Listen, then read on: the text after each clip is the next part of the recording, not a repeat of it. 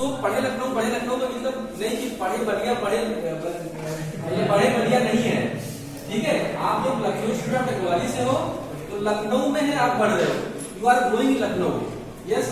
तो आपको पढ़े लखनऊ थिंग को एब्जॉर्ब करिए अपने अंदर और कुछ सीखिए, है ना। All the best.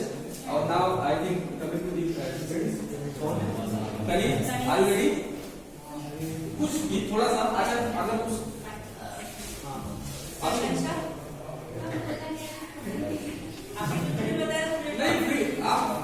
आप इस टाइम कोई बोल रहा है ना, मतलब खुद से बोलना है, ऐसा कुछ नहीं कि आप जैसे मैं बोल रहा हूँ, मैंने किताब को नहीं बोला ना, ये तो मैं कॉमेडी के लिए आपकी जरूरत नहीं है।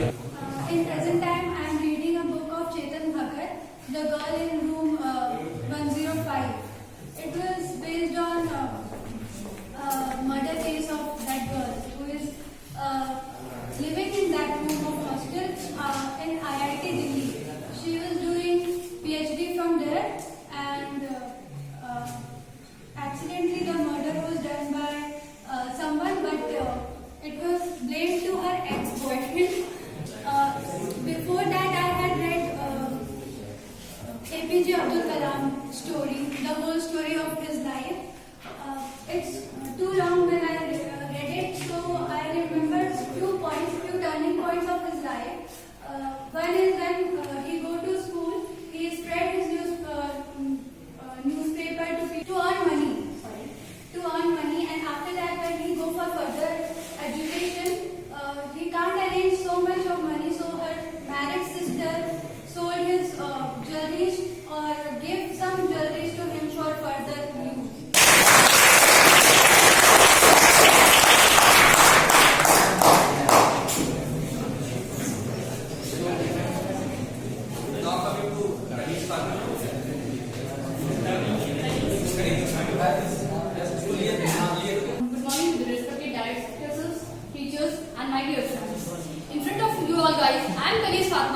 BTech second year and my branch is CS.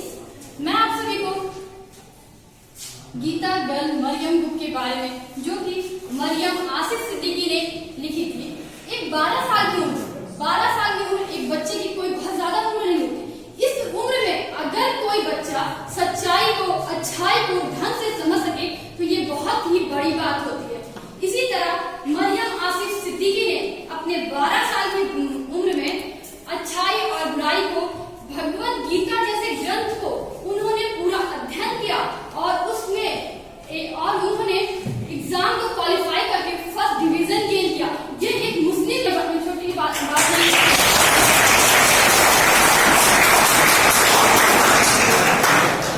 ये एक बहुत आश्चर्यजनक बात है। उन्होंने वर्ल्ड के एक बहुत बड़े इस्कॉन जैसे ऑर्गेनाइजेशन में पार्टिसिपेट किया और उसमें गीता चैंपियन लीग में टॉप किया। गीता चैंपियन लीग जो ऑर्गेनाइज किया गया था इस्कॉन द्वारा, जो वर्ल्ड का सबसे बड़ा ऑर्गेनाइजेशन है। मरियम इस गीता चैंपियन लीग में क्वालिफाई होने के बाद पूरे वर्ल्ड और इंडिया में बहुत ज्यादा भी फेमस हो गई।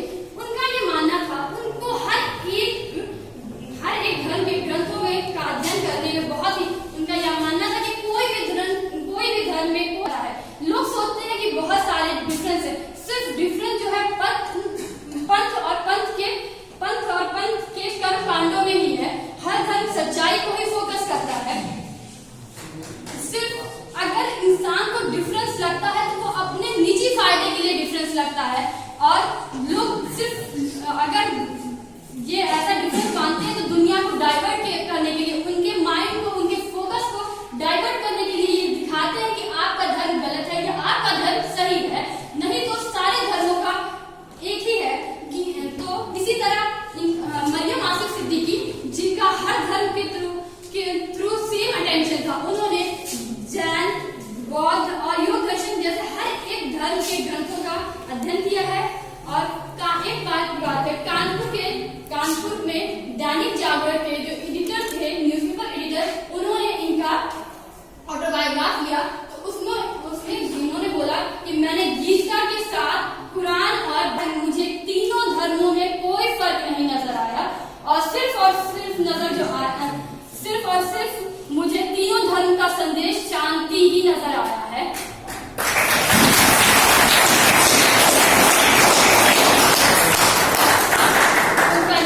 उनका ये मानना है कि अगर हम सब साथ रहेंगे तो कभी भी ना ही दुनिया में अशांति होगी, ना ही फसाद होगा, और ना ही जो आजकल का जो सबसे बड़ी प्रॉब्लम टेररिज्म है वो भी दुनिया में नहीं एग्जिस्ट करेगी। जैसा कि आजकल उनका कहना आजकल के टाइम में है कि इस्लाम को मोस्टली लोग टेररिज्म से फोकस करते हैं, तो उन्होंने ये बताया है कि द वर्ड इस्लाम मीन्स शांति एंड पीस। उन्होंने ये बताया है कि जो वर्ड इस्लाम है उसमें वो उस वर्ड की मीनिंग ही पीस है, और जो नमाज का प्रोसेस है वो आपको शांति के टुवर्ड ही डायरेक्ट करता है कि आपको वही करना है। तो इसी तरह मरियम जो है अपने सारे विचारों को इस बुक में गीता बल मरियम में उन्होंने अपने सारे विचारों को प्रदर्शित किया है, जिसमें उन्होंने गीता के बारे में बताया कि उन्होंने अपनी लाइफ में 12 साल की उम्र में कितने साल ये वुमन जो है वो एक शांति, अगर हर इंसान चाहता है कि उसकी लाइफ में एक शांति ही रहे, वो अपनी लाइफ में डिस्टर्बेंस नहीं चाहता है, तो उसी तरह उन्होंने ये बताया है कि अगर उनका ये मानना था कि अगर कोई भी इंसान दुनिया में आया तो उसका कोई ना कोई एक स्पेसिफिक कोई ना कोई उद्देश्य है कि अगर कोई ऐसा तो होगा नहीं जिससे कोई गोल ना हो, तो इस लाइफ से अगर कोई गोल नहीं है तो कोई मतलब नहीं। तो उनके कहने के अकॉर्डिंग कि हर पर्सन का एक ना एक गोल होता है, और हर इंसान आजकल की ये दुनिया अपने इस फिजिकल इन्वायरमेंट में इतनी ज्यादा बिजी हो गई है कि वो अपने आस पड़ोस और मानवता सच्चाई इन सबको एकदम टोटली भूल चुकी है। और एक सबसे बड़ी बात तो थी, अगर कोई चाइल्ड अच्छे रास्ते पे जाता है तो उनके पेरेंट्स को सबसे ज्यादा डेडिकेट किया। उसी तरह आसिफ सिद्दीकी जो उनके पेरेंट्स का उनके फादर का नाम है, और श्रीमती फरहाना उनकी माँ, उन्होंने हमेशा उन्हें धर्म के रास्ते पर किसी एक धर्म को अपना धर्म ना समझने का इंडिकेशन दिया है। उन्होंने हमेशा यही समझाया है कि हर एक धर्म बराबर है, हर एक धर्म वो अपने फायदे के लिए दिखाता है, सिर्फ लोगों को डाइवर्ट करने के लिए दिखाता है।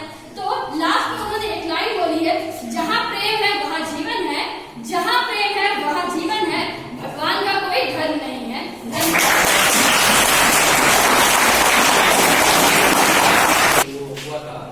PM, president, CM, governor, other state के सीएम, गवर्नर, सभी ने उनको अपने अपने तरीके से सम्मानित किया था।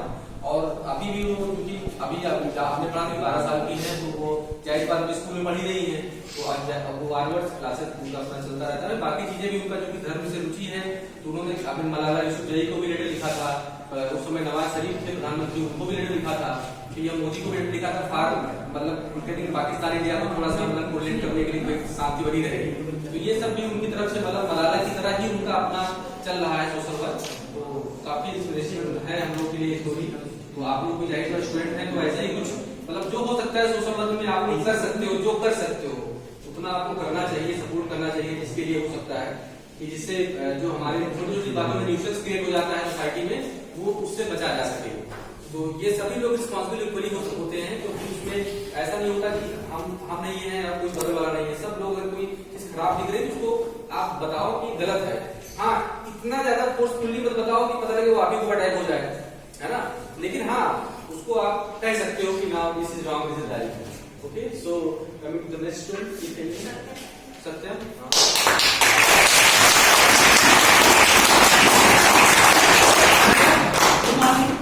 मेरा नाम सत्यम गुप्ता है, मैं मैकेनिकल इंजीनियरिंग का स्टूडेंट हूँ। ज्ञान की देवी माँ सरस्वती, आराध्य देवी भारत माता, यहाँ पर उपस्थित समस्त आचार्यगण, आचार्यगण एवं मेरे प्रिय भैया, आज हम सभी यहाँ पर हमारे माननीय राज्यपाल उत्तर प्रदेश के मार्गदर्शन एवं प्रेरणा से आयोजित सब पढ़े बड़े लखनऊ और बड़े लखनऊ के कार्यक्रम के लिए उपस्थित हुए। मैं आप लोगों को स्वामी विवेकानंद के बारे में कुछ बताना चाहूंगा। स्वामी विवेकानंद से आप सभी लोग परिचित होंगे।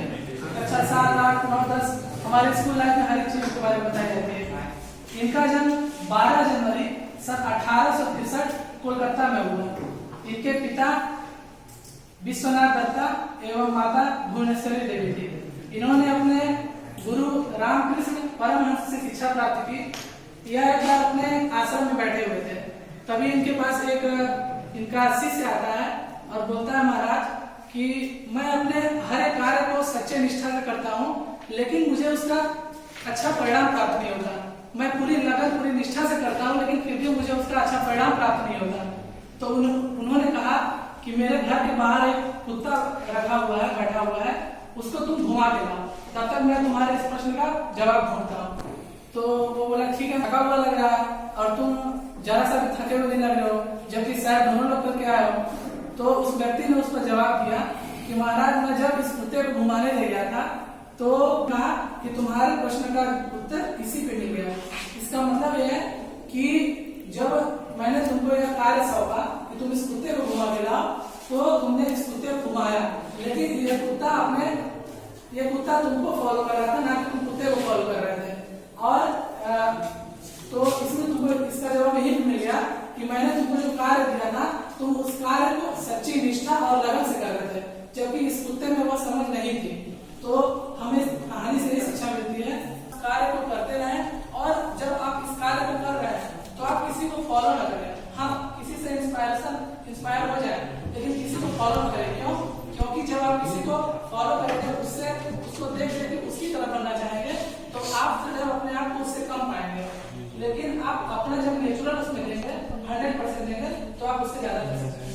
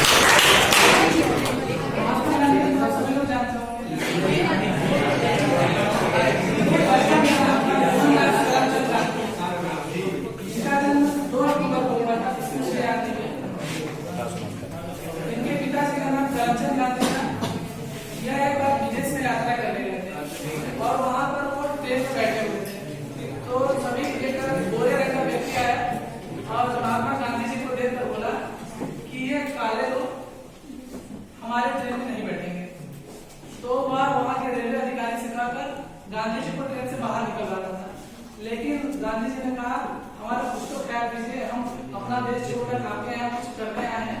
तो यह देखकर वहां के रेलवे अधिकारी ने उनको सबसे पीछे वाली बोगी में जगह दी, जहाँ उसके ऊपर शेड नहीं था, सीलिंग नहीं थी बोगी में।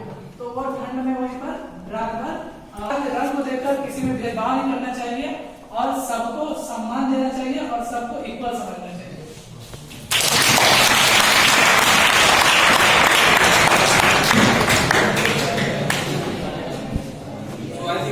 हो गया।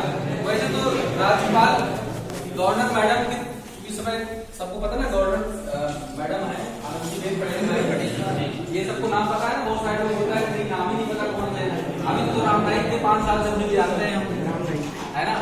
तो जो है विकास सिंह मैम है, इन्होंने ये मुहिम चलाई है। अभी आज क्योंकि उसका फर्स्ट डे था, उन्होंने ये भी उसमें इंक्लूड किया है कि first day of the month जो भी माइंड कार्ड पर जो होता है उसमें 11 बजे से 11:45 तक ये कोई अदर देन टॉपिक पे चलाया जाए हर क्लास में।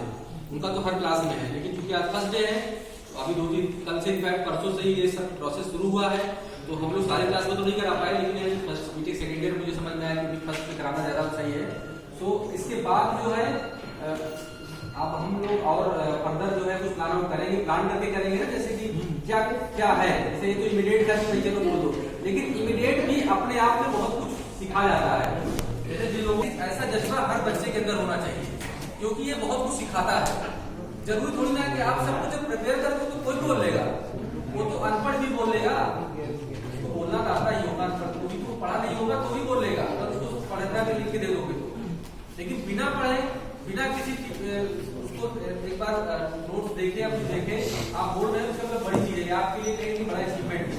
ये सभी के अंदर ऐसा क्वालिटी होनी चाहिए, ऐसी क्वालिटी। ये सभी लोग इसको कहीं ना कहीं, ये भी मतलब एंड ऑफ दी प्रोग्राम हम आपको एक छोटी सीख दे रहे हैं कि आपको बिना पढ़े बोलने को मिल रहा है तो आप कुछ बोलो।